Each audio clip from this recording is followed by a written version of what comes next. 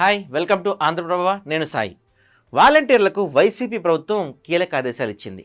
రాష్ట్రంలో గ్రామ వార్డుల వాలంటీర్లను ఏ రూపంలో ఎన్నికల విధుల్లో ఉపయోగించుకోరాదని స్పష్టం చేసింది. ఈ మేరకు ప్రభుత్వ ప్రధాన కార్యదర్శి కెఎస్ జవహర్ రెడ్డి అన్ని జిల్లాల కలెక్టర్లకు ఆదేశాలు జారీ చేశారు.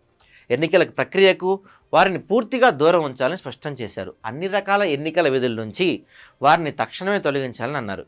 పోలింగ్ కేంద్రాల్లో ఏజెంట్లుగాను నియమించొద్దని తెలిపారు. ఈ ఆదేశాలు ఉల్లంఘిస్తే ఈసీ మార్గదర్శకాల మేరకు చర్యలు తప్పవని హెచ్చరించారు. గతంలో ఎన్నికల సంఘం జారీ చేసిన ఆదేశాలను అన్ని జిల్లాల కలెక్టర్లకు సీఎస్ పంపించారు.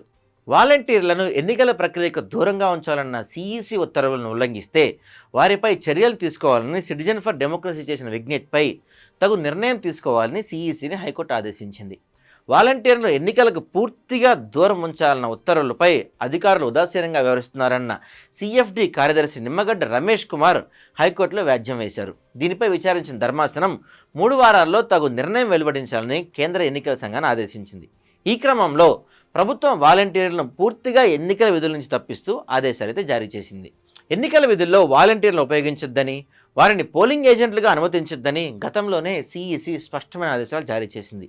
అదేవిధంగా బిఎల్ఓలుగా పనిచేసిన సిబ్బందిని ఎన్నికల విధుల్లోకి తీసుకోవద్దని ఈసీ సూచించింది. అయితే గ్రామ వార్డు సచివాలయ సిబ్బందితో ఎన్నికల విధులు నిర్వహించుకోవచ్చని, ఎన్నికల విధుల్లో వారి పాత్రపై క్లారిటీ ఇచ్చింది.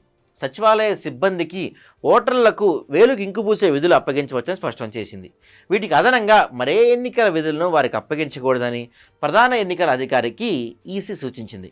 వాలంటీర్ల విషయంలో ఉల్లంఘనలు జరుగుతున్నాయని, ఈసీ ఆదేశాలు సక్రమంగా అమలు కావడం లేదనే ఆరోపణలు, విమర్శలు ప్రతిపక్షాల నుంచి వినిపిస్తున్నాయి. ఈ పరిణామాల నేపథ్యంలో సీఎస్ అన్ని జిల్లాల కలెక్టర్లకు వాలంటీర్ల ఎన్నికల విధులు పూర్తిగా దూరంగా ఉంచాలని స్పష్టం చేశారు.